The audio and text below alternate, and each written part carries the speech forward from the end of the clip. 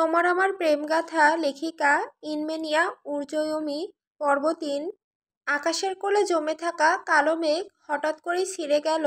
টুপটাপ শব্দে প্রথম ফোঁটা যখন মাটিতে পড়ল, তখন মাটির ভিজে গন্ধ চারিদিকে ছড়িয়ে পড়ল। গাছের পাতাগুলো যেন স্নান করে নিল নতুন করে।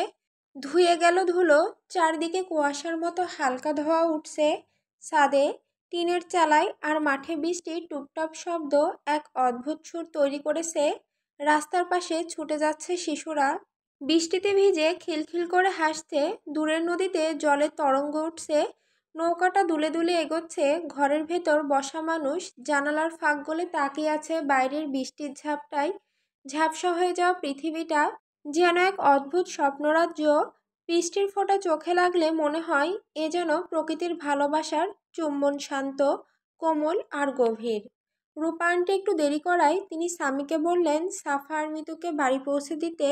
মিতুর বাসা কাছে হওয়ায় রাস্তার মোড়েই নেমেই সে হেসে হাত নেড়ে বলল, বাই স্বামী ভাইয়া, বাই সাফা, বলে হালকা দৌড়ে নিজের বাড়ির দিকে চলে গেল। দুজন পাশাপাশি হাঁটছে।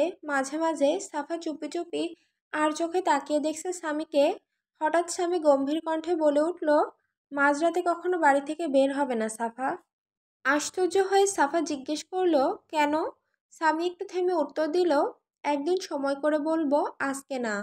কিছুক্ষণ পর সাফার বাড়ি এসে যায়। দরজার সামনে দাঁড়িয়ে সে মুচকি হেসে বিদায় জানায়। ঘরে ঢোকার পর থেকেই সাফার মন অদ্ভুত এক অস্থিরতায় ভরে উঠল। বারবার মনে পড়ছে স্বামীর সেই কথা, মাঝরাতে কখনো বাড়ি থেকে বের হবে না। কেন এমন বলল সে?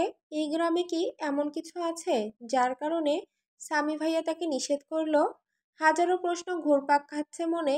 তবু আর বেশি কিছু না ভেবে সাফা গোসল সেরে শুয়ে পড়ল। ধীরে ধীরে চোখ ভারী হয়ে এলো, কিন্তু বুকের ভেতর অজানা কৌতূহলটা রয়ে গেল। রাত ৩টা, হঠাৎ এক অদ্ভুত সুগন্ধ ভেসে এলো সাফার নাকে। মনে হলো খুব কাছে কেউ আছে। অন্ধকার ঘরটার ভেতর দাঁড়িয়ে আছে এক মুখোশধারী। সাফার ঠিক কাছে ঝুঁকে মনোযোগ দিয়ে তাকিয়ে আছে, যেন তার ফুলকে দেখছে। নরম ফিসফিসে কণ্ঠে সে বলল, ঘুমন্ত ফুল, তুই এত পিচ্ছি কেন? আমি তোকে চাই একেবারে নিজের করে, এমন নিজের যেখান থেকে তোর হৃদয়ের প্রতিটা শব্দ আমি শুনতে পারবো। তোর গায়ের গন্ধ আমি নিজের শরীরে মেখে নিতে চাই। কথা শেষ করে সে গভীর আদরে সাফার কপালে ঠোঁট ছুঁয়ে দিল। এরপর মুহূর্তেই মিলিয়ে গেল অন্ধকারের ভেতর। বিশাল বিশ্ববিদ্যালয়ের মাঠে বসে দুজন, একজন প্রেমিক আর একজন প্রেমিকা। গোধূলি রং ঢেকে দিল চারপাশ, আর উর্ষা চুপচাপ রাজের দিকে তাকিয়ে আছে, খানিকটা লজ্জা, খানিকটা অপেক্ষা, সব মিশে তার চোখে নীরবতা। রাজ নরম স্বরে বলল, কি দেখছো এত এই কালো পুরুষের মাঝে?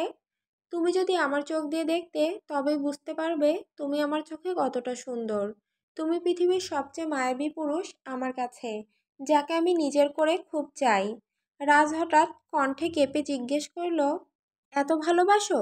উষা একটু থেমে গভীরভাবে দেখে বলে, শুধুই কি ভালোবাসা? তাহলে এমনভাবে চাইতাম না। উষার গলা খানিকটা কম্পমান হলো, চোখে যেন এক অদ্ভুত মিশ্র অনুভূতি। মাঠটা মৃদু নীরবে ভরে উঠল। দুজনের মধ্যে আবেগের অদৃশ্য ধাক্কা লেগে থেকেছে। কথাগুলো যেন বলাই না, অনুভব করা হচ্ছে বেশি। চারিদিকে প্রচণ্ড বাতাস বইছে, তবু তার শরীর ঘামে ভিজে একেবারে নাজেহাল। সাফার হঠাৎ ঘুম ভেঙে যায় তার। পাশের গ্লাসটা হাতে নিয়ে এক চুমুক পানি খায়, তারপর গভীর ঢকঢক শব্দে শ্বাস নিয়ে অনেকক্ষণ পরে শান্ত হয়। মৃদু পায়ে দরজা খুলে ছাদে এসে দাঁড়ায়। তাদের বাড়ির পাশেই এক রহস্যময় জঙ্গল। আজকে যেন সেই জঙ্গলটা সাফার কাছে আরও বেশি অদ্ভুত মনে হলো। মনে হতে লাগলো ওখানে কিছু একটা ঘটছে, বিষয়টা জানতে হবে। তাই সে মনে মনে ঠিক করলো কালই সেই জঙ্গলে যাবে। আমার কেন মনে হচ্ছে জঙ্গলে কিছু আছে। আচ্ছা, আম্মু যে বলতো ওই জঙ্গলে নাকি আগে জিনরা থাকতো, আসলে কি থাকতো নাকি নতুন কিছু রহস্য? পরের দিন সকালে স্কুলে যাওয়ার জন্য সাফা ব্যাগ কাঁধে নিয়ে বাড়ি থেকে বের হলো। চারিদিকে একটু রোদ, বাতাস বইছে হালকা হাওয়ার মতো। রোজকার মতোই মিতু বকবক করে চলেছে, আর তার দোস্ত মনোযোগ দিয়ে শুনছে। আহ দোস্ত, আমার বিয়ে কাল রাতে আমার জন্য চকলেট আনছে। তাতে কি হয়েছে, আনতেই তো পারি। আরে বোঝোস না, মাঝরাতে আনছে, বলে এক মুখ ঢেকে হাসে। মাঝরাতে হতেই পারে, তাতে আবার সমস্যা কি? গরু, প্রেম কর তারপর বুঝবি। রাত কম জাগ মিতু, চোখের নিচে কালি পড়ে যাচ্ছে। তুই ঘুমা, আমার কথা বলার জন্য পার্টনার আছে, আমার জান্স বেবি আছে, তুই ঘুমা। বেবি? ও কি তোর বাচ্চা নাকি যে বেবি বলতেছিস? আরে বিএফকে বেবি বলতে হয়, তুই বুঝবি না বলে চোখ টিপ দেয়। আচ্ছা বুঝলাম, এখন কথা হচ্ছে ক্লাস 9-এ উঠে আমরা দুজনেই তো সায়েন্স নিলাম, এখন কোন স্যারের কাছে পড়বো? স্যারের কাছে কেন পড়বো?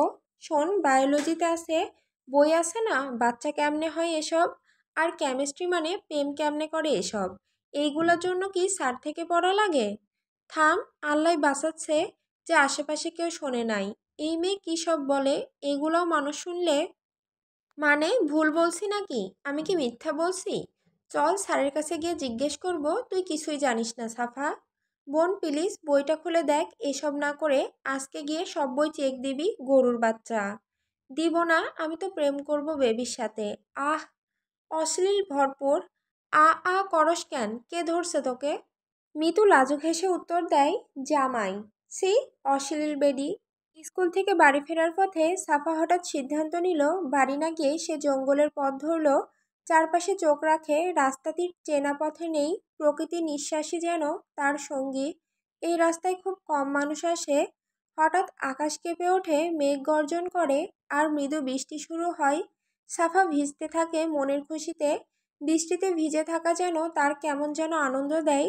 সে মৃদু আওয়াজে বলে, হাই, বৃষ্টি পায়ে এসেছে, হাই ফুটে কামনি, আজ ভিজতে ভালো লাগে, হাই।